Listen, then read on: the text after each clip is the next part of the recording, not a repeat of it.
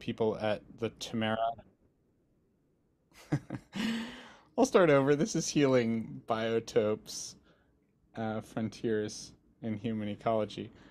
Healing Biotopes is a phrase coined by the people at Tamara, which is an intentional community in Portugal with a long history, very beautiful, and a vision of creating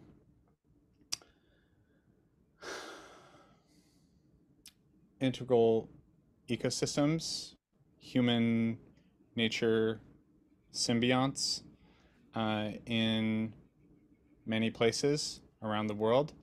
Um, Obviously, there's actually many places this is already being practiced, so it's not about it originating from a single point, but this is like who came up with this term, human uh, healing biotopes. And I like it also because it's active. It's about a process of healing. We're using a lot the phrase regeneration, which I actually like. I like this term, but it's also it also has this kind of like scientific vibe to it, and it's coming out of I don't know. It's this very multisyllabic word that it sounds very scientific, and so it is partly coming out of this lineage, this like kind of Western scientific lineage. But if you look deep down inside of it, the gen part of regeneration is about seeds, and I'd like to just tie that into the last session. I'm trying to remember which of the wonderful people in the last session it was that asked these questions, but I kept them because I decided we were going to use them here, which is what seeds are you planting? And what legacy are you leaving? And we can I think loop this back in later. But the human relationship with the land from ancient times is this acknowledgement that we've come from it and that we return to it. Come from this living land and we return to this living land. And modernity or whiteness or whatever we want to call it has alienated us from this like very clear, obvious, self-evident, you know, process.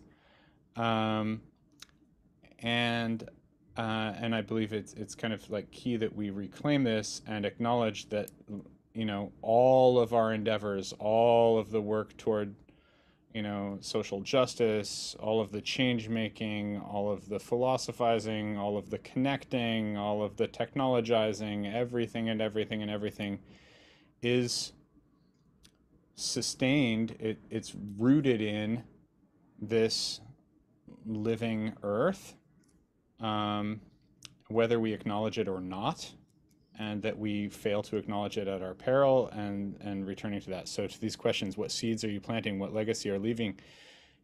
We return our bodies to the earth. So um, rhapsodized a little bit. I want to do a little something, if I can, at the opening of this session, because my own personal physical experience has been that I've been on since hour 4, and it's now hour 8.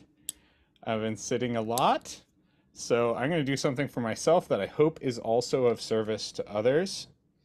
And I'm going to invite people, if they will, to actually get up and to move, to be embodied, because I feel like this connection with our own bodies is also part of our connection with the land. So I'm gonna model here a little bit. I'll get up. I'm gonna get in. I'll put it down here so somewhere where I can like be here and be like more whole. Like I'm not like just a head. I'm in my whole body, and I'm gonna stretch around a little bit, and then I know not everybody is actually on their cameras. I know not, and that's perfectly all right. If you like want to be off the camera, that's totally cool. So no judgment. Many blessings. Um, and part of the fun of this is going to be like, to those of us that are on camera, yeah, you're already there with me. Is something I learned recently. This kind of fun game is like, as we're stretching around, maybe look at everybody else there and like see if there's somebody, yeah, that you want to kind of imitate what they're doing, yeah. Or I'm gonna stop. I'm gonna come in. I'm gonna I'm gonna try to make this shape here that I've got with On God. I'm gonna try to match the On God shape, or I'm gonna try to match the Aparna shape here, like that. Or like I like kind of what Dylan is doing there. That actually looks really nice. And I'm gonna come in here. I saw some of this because it's like, what the heck? What is this? Or that? Like for Kimberly, like this, just to kind of like get the different ways that our bodies can be, and to be in our bodies, to remember that we're bodies, and then the next fun thing is to actually try to sync whatever it is. Let's see if we can all get on the same thing. So watch each other and see if we can all match. So the goal is like birds. You've seen these murmurations of birds. They all tend to like kind of go the same way. So what are we doing? Yeah. Oh, there we go. Okay. I see. Yeah. Okay. Yay. All right. Beautiful. Beautiful. Ugh, I just kind of needed to move around a little bit. So basically, we're made out of dirt, which is great. I love dirt. I've actually been thinking lately about maybe eating some dirt. I feel like it might be good for me. I don't know. So I'm gonna just say first of all, thank you for humoring me and all of that, and I hope it was helpful for some of you. There's a general frame here that I guess I'll introduce, and then I'm gonna kind of pass to my co-host Keala, um, and who has many excellent credentials, but the main of those is just that is an awesome human being, and so I'll let Keala introduce themselves, their self, and yeah, the thesis that I'm going to try to share here is that for many people, and this is not true for all of us, and I guess something that I would like try to take out of the previous sessions is just to like be very, very wary of making like broad general declarations of what is true for us, or what is true for people, or what is true for people in the West, or what is true for this or that. It is a dynamic that I've observed, that there's like a lot of alienation from our connection with the living land, that there's a lot of abstraction. We talk about things like the economy without actually acknowledging the Greek root of that eco, which means house, which means household, which is like the place that we live. It's like our place. And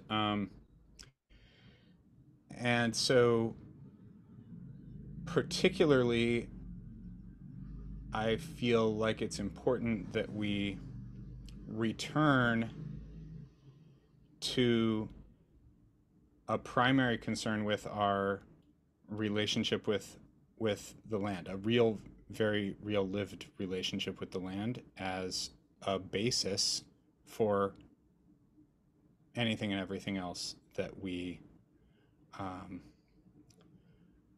want to do with our lives. And so I'm gonna stop there because I feel like this is the good time, and I'm gonna pass to Keala.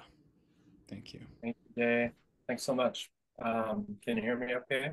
The phone is fine. Okay, great. So nice to join in. And I've been a part of each of the Connectathons since the beginning, I'm pretty sure. And it's a pleasure to be back. And, just really honoring the wheel. I love that we did the breath together, getting present, and then that piece of embodiment, that was really a beautiful offering, I think, too. And just framing our session right within living economies, as Day was sharing, and part of the description that's there around, post-capitalist transition, exploring legal and financial models that support that transition.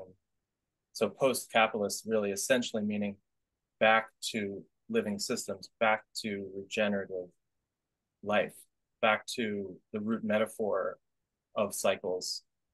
And like that last session on death and dying and those transitions with grief, that grief is praised, Martin Prechtel's work, that is part of that wheel. And so since time immemorial, the indigenous peoples all around this planet had that intact way of living for tens of thousands of years. And so the process of returning or restoring that after a brief period of the root metaphors of the dominant culture being based even on dominance, based on extraction, based on those patterns, a root metaphor of seeing things as mechanical rather than alive.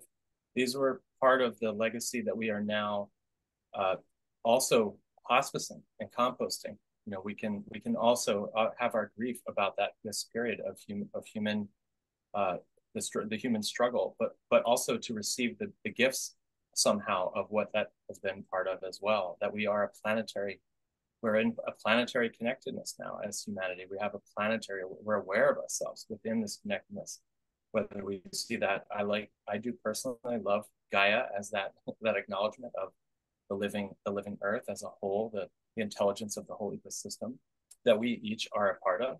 And so this idea of living economies and being back, allowing ourselves to become restored into that direct relationship with place at a local level, at a regional level, a bioregional level, and also at a planetary level. It is fully each of those. And the most practical project-based level that we can engage, of course, is locally in our close relationships in the land around us. And also we have this beautiful reach that we can do. And this Connectathon is such an exploration of that.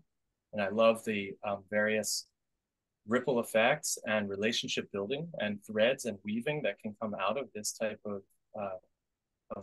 building of this resonance. And hopefully some of the folks who may be sleeping now that were participating in the other side of the wheel of time on the day will watch these sessions later and just feel the nourishment of seeing others gather at different times and feeling the way that this narrative is woven across these different themes and into this place. And I wanted to bring it to the place that I am to acknowledge that as well, which is sometimes done in terms of land acknowledgement and acknowledging the first peoples of the place that we are. And of course, in a global group, we're acknowledging that collectively, acknowledging the first people of all the places, of which, we are all descended from first peoples, and restoring those relationships, remembering those relationships are part of the healing that can happen. And I'll share a little bit that my work with regenerative communities is engaging for intentional communities or land-based intentional communities for the past couple of decades, and bringing a focus also around the scale of a community level also as a fractal or a pattern. And so the healing biotopes, the meme, that concept of the healing biotopes, which does come from Tamara, as Day mentioned, and we're not, giving a presentation on that per se, although for those interested, the Healing Biotopes Global Plan, as written there, Peter Doom and the folks at Tamara have been working a couple decades on this concept of creating localized healing. And I believe that the ecosystem restoration camps, which some of you may have heard of, they are doing a similar pattern in many cases of building this restored relationship with that. So I'm working on that locally, and just for people to know that this pattern of regeneration is something that at a bioregional level, that is a beautiful conversation that we're weaving within it too. So a little of my background there. And then there is this piece around how I'll basically just add that I was speaking about the root metaphors. And so how do we heal the mechanical metaphor into back to life, back to living systems? And that's part of what we need to do in this sort of post-capitalist transition and cultural transition, regenerative culture transition. And it's actually quite exciting, even though in some moments it can feel overwhelming or scary to look at the impacts that we have that are in sort of a runaway compounded factor in terms of how the climate and other patterns look. But there is really magical possibilities, and I'll use the word magical about it too, because small water cycles are another thing that recently has been coming to light about how we actually have a lot of capacity for how things are changed in local levels and small levels with ripple effects that way. So I want to share that piece, and just to land here myself that way, and then I'll basically, Day, I'll pass it back to you to bring that in, and also feel free if people are present to offer. Oh yeah, there you have it. Day's sharing it in the chat, but also inviting you to share where you are and acknowledge the places. And I know not everyone is on their computer right now, but for those who can reach the keypad and share that, that's lovely. Yeah, Day, if you'd like to weave it from there. Thank you, Keala. I really appreciate that. Um, yes, I'm just gonna just gonna finish typing what I was typing before you passed it to me. Go Um, ahead. Go ahead. yeah. Yeah.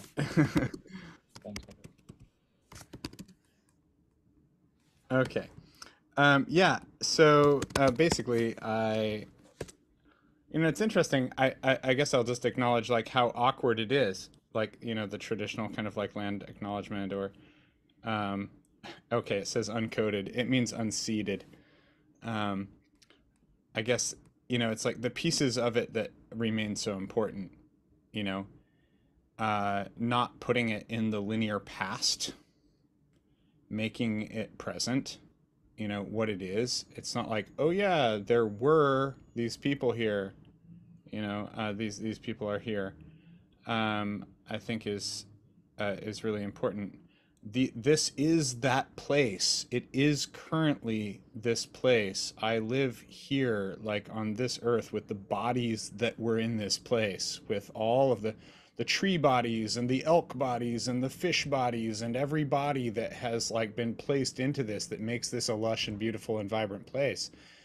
Um, and the objectification of land as simply territory, or as some kind of a boundary, as some sort of an abstraction, as some sort of a possession, like this is the black magic.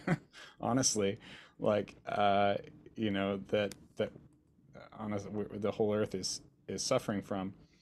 And I felt like I had this big thesis that I wanted to support, that I wanted to put forward in this call. And it's because, I've got a 25-year background in software development. I was a computer programmer. I'm not sure exactly how I'm relating to that now. I've been mainly moving into project management, and I can speak engineer, and but I've got a lot of other layers. So going back to the last session, something that I didn't say, my my younger brother was diagnosed with childhood leukemia at 2 years old. I was at that time 6. I became like little man of the house. At that point, like we were gypsying around with my mom. I didn't have like a place, so I was actually born on a commune. It was about 40 acres south of Eugene, Oregon, and a place called Cottage Grove. It was at a place called Blue Mountain School Road. My parents called it tanager, which is a sweet little bird. You should look up tanagers; they're great. Um, and when I was born, my mom left this whole account of it. Actually, she made a little zine, and it was like this orgasmic birth, and I was born into the arms of like the 30 people that were living there then. So there was this sensation that was reinforced by the mythologizing of my mother that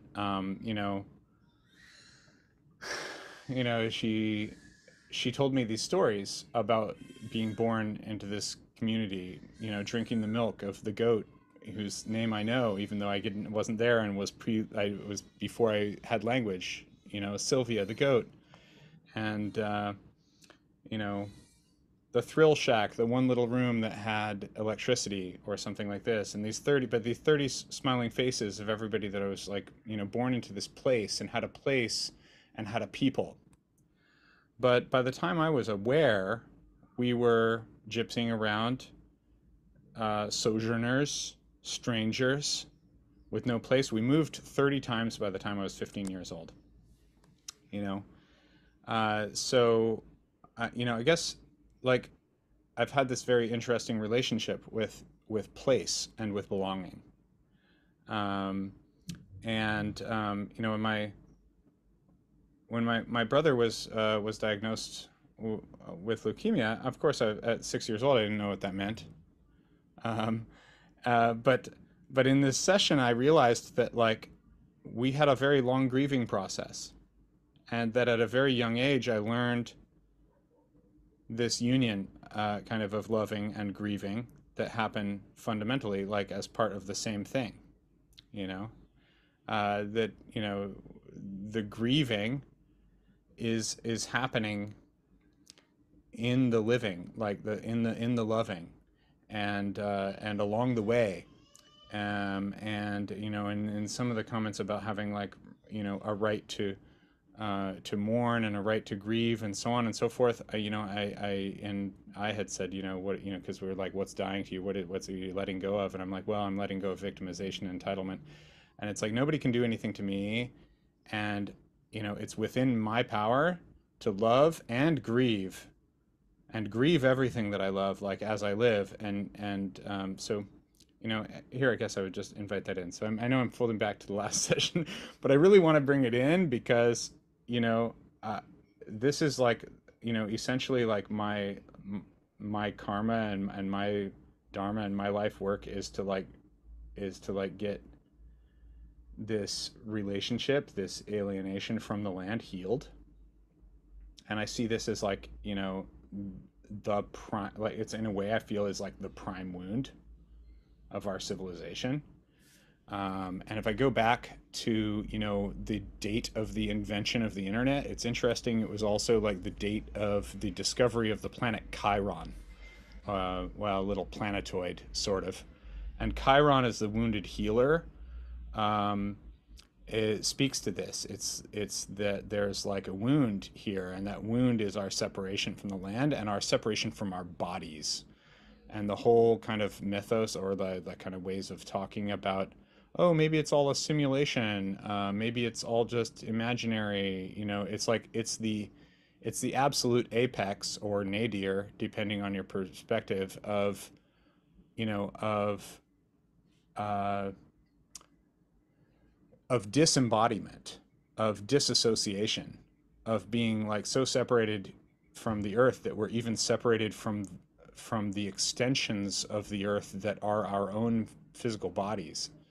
And the other part that I'm seeing is that there is an emerging culture of embodiment, of somatic intelligence, of returning into our bodies, of feeling ourselves, of these kind of exercises. Let's breathe, let's feel, let's locate something in our bodies. And then as we're like reclaiming these things, I think this is part of our journey of reconnecting with the earth.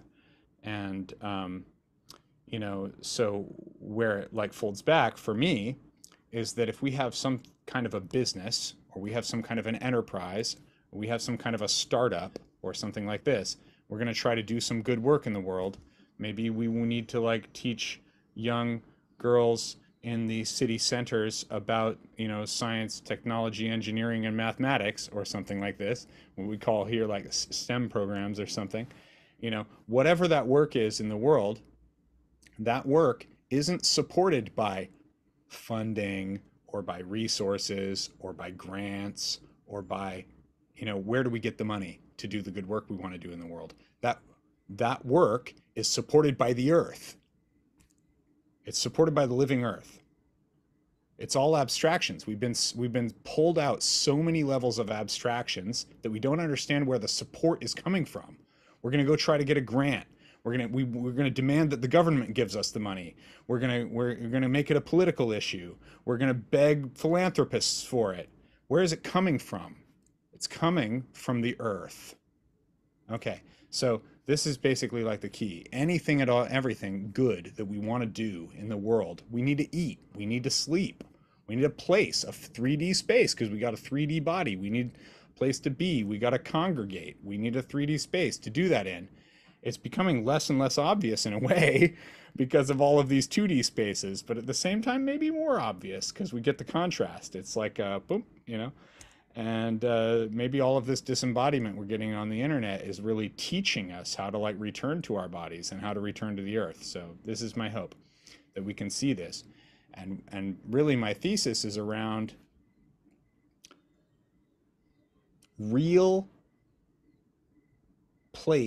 living place on the earth as a multiplier for any human endeavor. We want to teach, we want to learn, we want to connect, we want to grow, we want to develop a culture. It takes living space on the earth. And so here's like a really rudimentary example of it. And I was hoping to get him to come speak, and he wouldn't be maybe on this vibe, so that's cool. But the guy I was going to invite, his name is Brewster Kahle. He is the founder of the Internet Archive. I don't know if you've been to the Wayback Machine. It's pretty cool. Like when somebody yanks a site off or something, if somebody tries to censor something or whatever, chances are pretty good that there's like been a backup copy of it taken in the Internet Archive. So it's this real democratizing project of like making sure that the internet stays available to people, and they're taking old out of print books and putting them up there, and old out of print audio and putting it up there. And it's really beautiful project, actually, a nonprofit.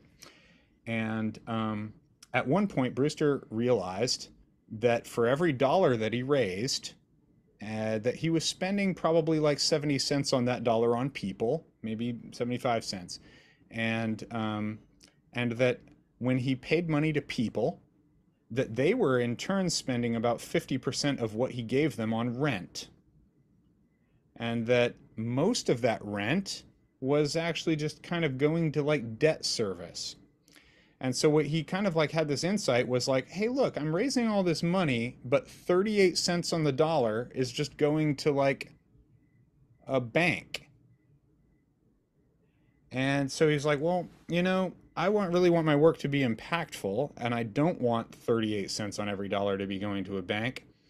And since I've been pretty good at raising money and I want to waste less of it, I'm going to take some of what I've raised and buy this apartment building in San Francisco, and I'm going to provide housing for Internet Archive employees, which he did, and realized that that way, even though he's still got like property taxes and maintenance and other sorts of expenses on it, that he was able to like save quite a bit of money, increase the standard of living of his employees, and increase the impact of every future dollar that he raised.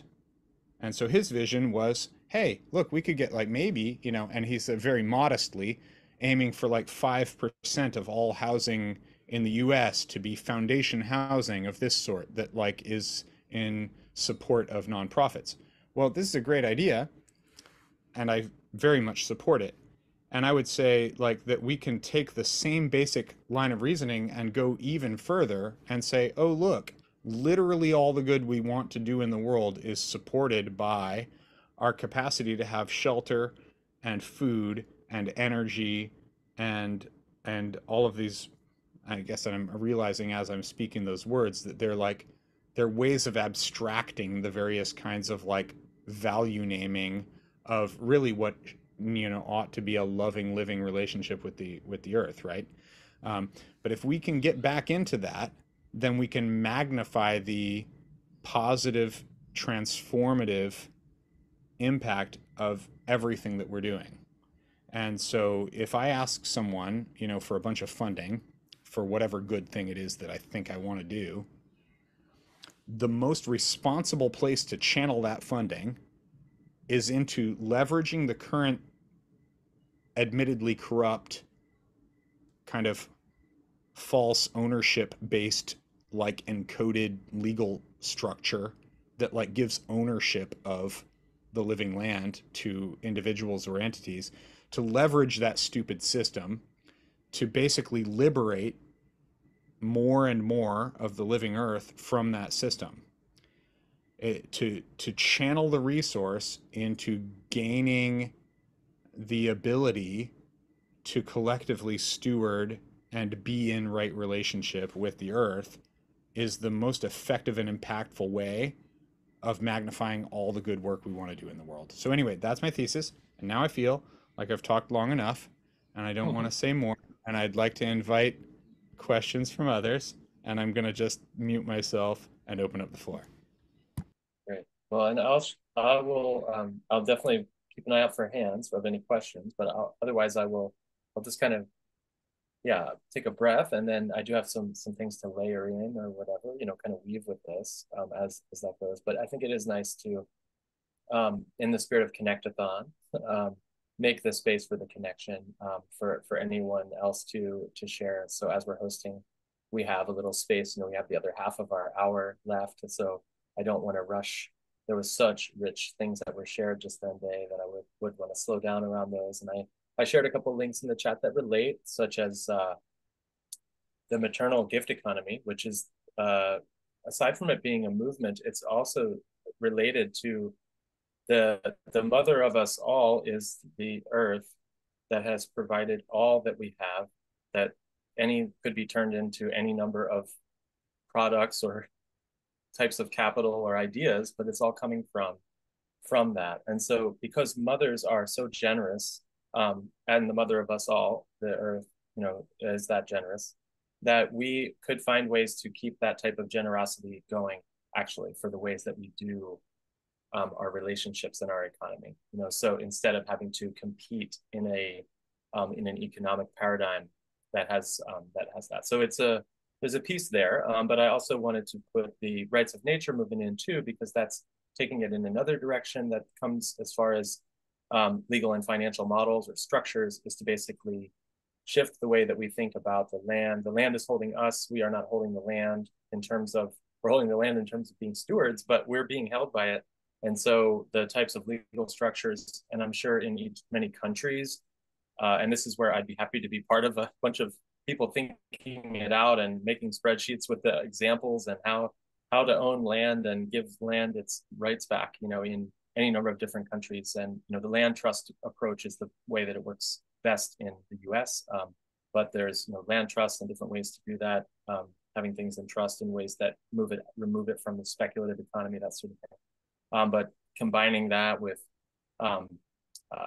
agricultural or land stewardship housing would be a different example of what Dave was just describing, where people could live in direct relationship with the places that they're tending, much the way that we have for forever before. But anyway, those are some of the thoughts and a couple of the links that I put in the chat. But I want to really, Kimberly, I'd love to hear from you. So I see your hand, and would you go ahead and open your mic? And good to hear from you.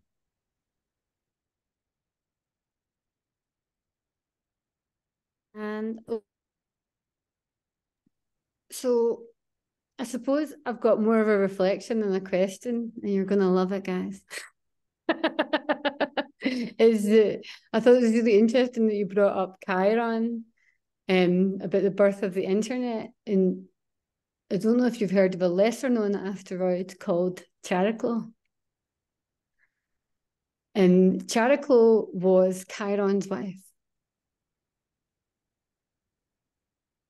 And she is the asteroid that represents the emergence of doulaship within contemporary consciousness. And the fact that Chiron was the wounded healer, but he also had a wife that's largely remained anonymous within the mythologies.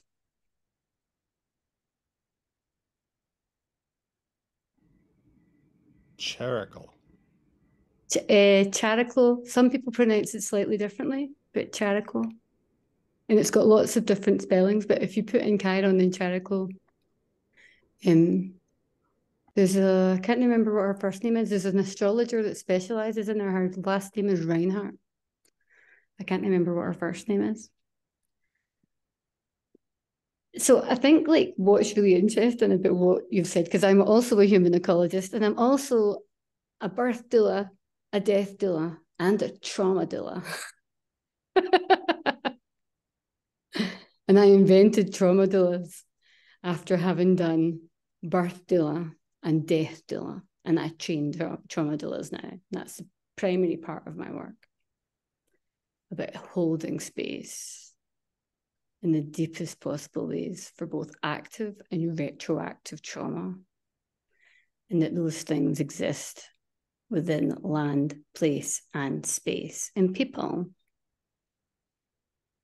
Which takes me on a bit of a storytelling journey, which is when we talk about honouring Mother Earth, and I'm talking about from a Zulu framework, which is very closely connected to most other African cosmologies and is the root wisdom of Indigenous knowledge systems, but relates directly to Celtic knowledge systems, because you can all hear I'm not originally from Africa, is that we honour the ancestors.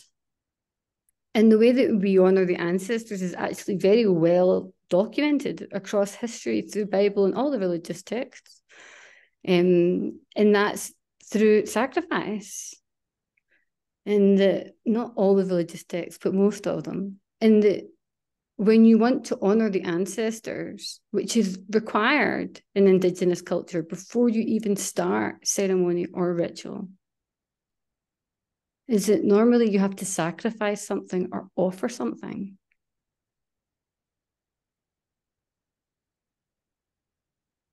And the process of mending and repair starts with the unseen, and that the unseen can speak to us. There are a lot of Indigenous systems that I can't divulge here.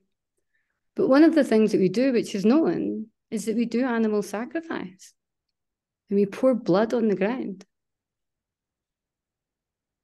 Which is quite a disturbing thought for many people. Because we have to understand that something has to die in order for us to be fed, to be nurtured. That we aren't out with the cycle of life.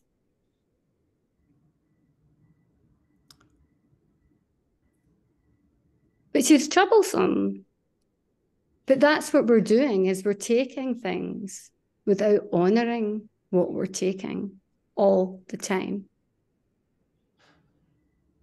So when we're talking about human ecology, we're talking about a society based on take. It's human ecology very specifically. And when we talk about land, ancestors live in the ground, we return to dust. Something that came to me listening to you speak, Kimberly, and I think continuing with the conversation from the last session, is that when we talk about the relationship with it, it's like a commitment to it, and I wonder whether,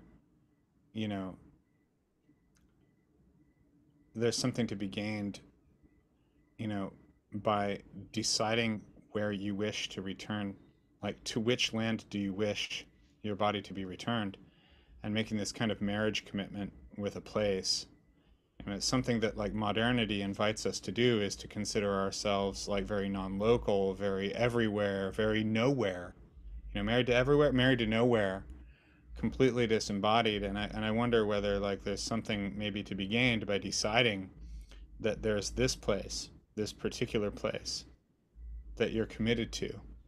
And whether if you made that like the earlier in your life that you were able to make this kind of commitment, whether it might not manifest in some ways where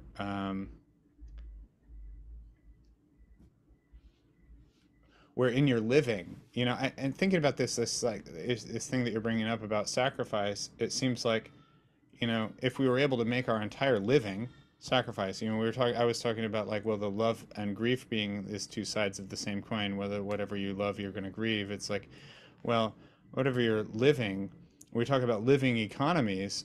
I think this like living economy is like, well, into into what are you, you know, ready to die? And it came up in, you know, I think in the session with Lil, Maria was like, okay, not just like willing to like, what are you willing to like die for, but what are you willing to live for?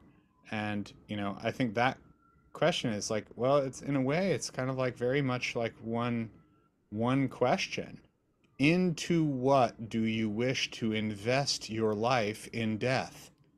You know, your life is an investment in death. And so like this, can we do that? Can we find place and marry ourselves to it in a way? And I have to say that like this is a very personal question. You know, I don't feel like I'm necessarily sitting in the place that I wish for my body to be invested, and that's actually a really interesting thing to observe. You know, Hmm. yeah. Can I just respond to that? Because I think like what you're talking about or what you're discussing, I think it speaks to something even deeper. And Tariq is still here, who is the High Commissioner of the Icona, which is one of the oldest known human tribes in the world. He is our ancestor, Mr. Tariq Jenkins here. Takos Makos Kaikangans. He carries some of the world's oldest DNA. And I'm going to speak about his culture now, which is on the equinox, the vernal equinox, which would be the spring equinox, but in the southern hemisphere. In the lands of the Icona, I'm probably not saying that right, Tariq, I do apologise. I'm not confident with my clicks. Is that this is one of the oldest known ceremonies in the world. It's when the tribe used to move and they used to migrate north to Namibia. And they used to migrate north with all of their cows. And the cows was how they measured their wealth. And so it's really interesting, especially when we talk about ecologies and a lot of the strategies that we have about how we're going to manage climate change, is that most people, well, a lot of people at the moment would like to kill off our oldest companion species, which is the cow. And to kill off how we measured our value and that we were custodians of those cows and we cared for them even though we might have killed them. And it is about the things that we're willing to die for, but it's also accepting that you can't get something for nothing. Even if you're invoking the ancestors, you have to pay. Even if it's with a chocolate bar. You don't invoke them for nothing. They are energy. And they are real energy. And they're non-negotiable to most Indigenous people that you can't dishonour the ancestors. And it's known that when we're talking about money, it's an energy exchange.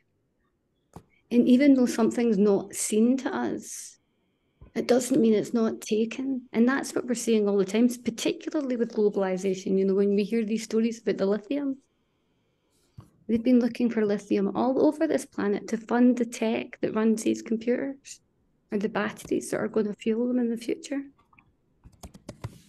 And that mineral extraction is displacing what is left of the Indigenous knowledge systems that we have in order to fuel the tech. And we think that it's harmless because it's connecting us. But it isn't.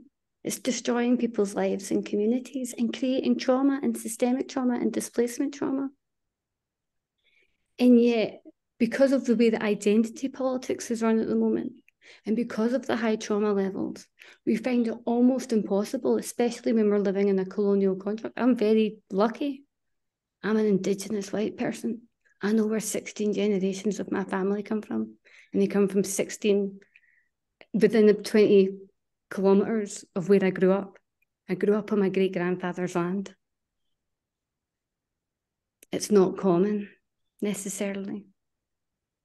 But we also, in Scotland, burned all of our Indigenous wisdom keepers, who were all our human ecologists, who knew how to live in harmony with nature. We burned our witches in Scotland. More than 5,000 of them in the Middle Ages. And we had ancient ceremonies. And the only way to reclaim those ancient Indigenous knowledges is to come back to the African root. To understand that our ancestors are alive and live within us and can speak to us. And remember everything that we have lost. It is all there. Kimberly, I love what you're All saying. there. I love it, and I also I just want to feel like thank you so much, and I feel a little bit of check about cutting you off. Part of the structure of having like these like hour-long chunks is a little bit jarring, I think, to the like real living organic systems, and I just I apologize on behalf of that. And it's like, okay, so we're here, and it's like, okay, there's 13 minutes, and I was hoping if we were able to do some small breakouts just to sit with kind of these questions of like what seeds we're planting and what legacy we're leaving.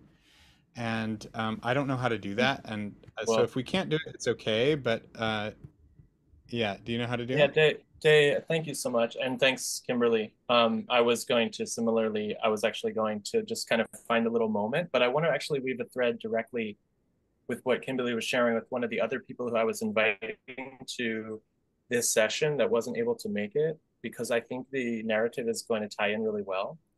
And the logistics of doing a breakout is very tight for this timing. So I think with 12 minutes, including needing 3 of them to transition, I think we're going to not do the breakout this time, maybe. But we could, if that's okay, Day, I'm Yeah, following the spirit of this flow. that's fine. I'll trust you on that. Yeah. Okay. So there is an Indigenous woman named Lana Jack who is from the Celilo area. The Celilo was the Celilo waterfalls on the Columbia River, which is currently underwater because of a dam. And for 15,000 years or more, it was a gathering place of trade and exchange for the Indigenous populations that gathered for 15,000 years in this place. And Lana Jack is one of the last of those people that are Aboriginal to the place. And she's been working in with a group called the Columbia River Indian Center there in Celilo. We are actually going to be having a ceremony with her as part of our Regenerate Cascadia, our bioregional event that we're doing in a few days. And I was just making contact with her and I invited her to come, but it was very last minute. But I wanted to bring that spirit in as a reflection as well to the complexity of what Kimberly shared around, because I also have a connection to old Scotland myself in a longer way. And I've been following to understand some of those different pieces. And I just want to share the complexity of these different experiences and how we can bring, when we think about the living economy, is sort of bringing ourselves into place and into a relationship of care, and for the sake of healing for those relationships. And those are for the ancestors and for the future generations and for the current. And I think it's beautiful to be able to bring opportunities for reconciliation and with the past acknowledgement, some like doing some deep healing, deep breathing around that, tying in from the last hour, but so that we can truly reclaim our full presence in the moment and carry for those well ancestors and our deep ancestors to just keep carrying along, to do our best and to share that and to be doing it in a way that creates that regenerative system that is very naturally flowing many kinds of value that don't have to be measured necessarily with the old instruments. Since one of our threads on this session related to that idea about the the types of legal and financial models, and sort of understanding what are these new models that are actually in some ways ancient models for these flows, for seeing that. And it's going to be as simple as clean water and clean air and nourishing food and housing for people. That is very much real value. Yeah. So anyway, that's my little chiming in and weaving in. And we are at the tender closing of the hour in some ways, and hopefully it's the opening of many more connections and weavings too. So yeah, Day, if you'd like to share again.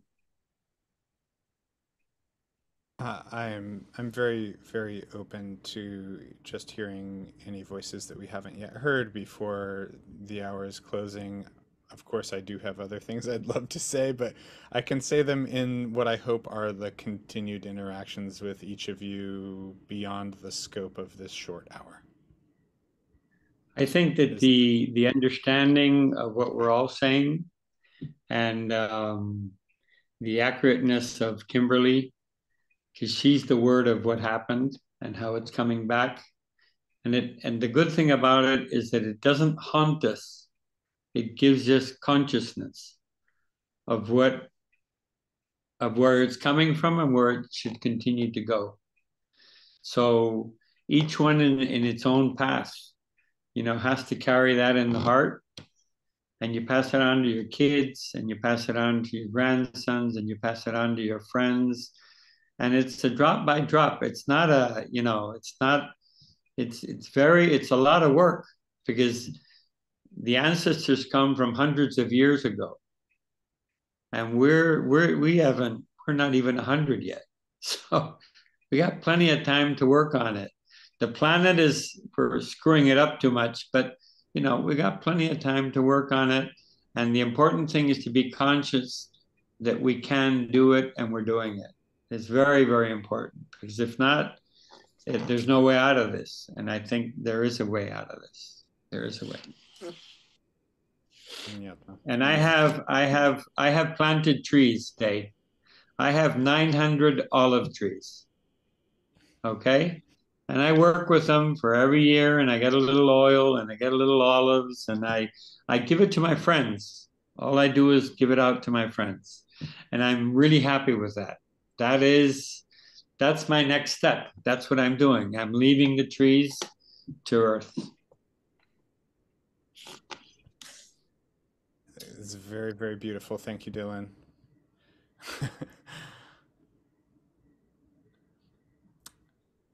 Thank you. I have to ask a painful question, just in light of that, and in of the planting of trees. And there was a tree that I planted in a rental that I was living in, a cherry tree, that I planted the placenta of my third daughter. Wow. And that's been a thing. It's been a question in my mind. It's like this feeling of like, as I'm like sojourning everywhere, flowing from place to place, belonging to no place, having to justify my existence at every turn, having my life and my children's lives held ransom at every turn by by this economy of extraction that values me and my family not at all, and hopes that I'll either serve their extractive agenda or die trying. To be in the places that we are, and to truly be in them, and to love them and nurture them and steward them and care for them and plant trees in them. I guess I just want to acknowledge like my own pain and the pain of anyone else who's like in this tenant class, of serfs, frankly, that exist in this kind of economic order. And I feel like it's really easy for us to like get up into these like high spaces and talk abstractly about our connection with the earth without realizing that like it's being ransomed to us, that it's being held hostage from us, and that we are held like by brute force. The sheriff will come and evict you if you don't pay your rent. And this is just the US. I don't know how brutal it is in other places where they'll come and kill you if you don't serve like the agenda. And and it's not like a nice note to like leave this on. I know we're closing up. I feel like it just has to be said. Like, You know, the fact that there are those who have seized the entire living earth and are holding her hostage and preventing us from accessing her, and to like let us live on a little postage stamp for what is in the Bay Area $6,000 a month is our mortgage payment that we pay, you know, to a bank to allow us to live in a little space that isn't big enough to get water from, that isn't big enough to get food from, that isn't big enough to get energy from. And to raise a family in that context is pure brutality. Pure brutality. And like we need to change that. We need to change that story. And I don't feel ashamed of saying so. Like that is the real thing, man. Keeping it real. Okay, I'm gonna stop talking now. No, I want to thank you. And the way that this weaves into the next hour is sort of amazing, because we're moving towards the rite of passage to freedom as the next hour. But the way that these conversations, being really frank, being really honest about what's not right, how it is, and being able to change the systems. And we only briefly touched on community land trusts and affordable housing cooperatives that are integrated with those land trusts and such, which is what I'm working on. So I just want to keep, and Dave, you know, you and I are collaborating some on those kinds of models too. So I wanted to bring that in to name it as we prepare to pass this session along, and just kind of trusting that all the little drops and all the pieces that are shared are all weaving towards that coherence that each person can integrate for themselves. And yeah, just feeling a lot of gratitude for the opportunity to be in a hosting role in the Connectathon, and we're getting ready to pass it over here. And I'm not sure exactly who's coming in for that, but I know that one of our pieces is going to be to do a nice breath together, where we do like a good full like, you know, and I like to start by doing the exhale first, and exhaling for 5 to 6 seconds or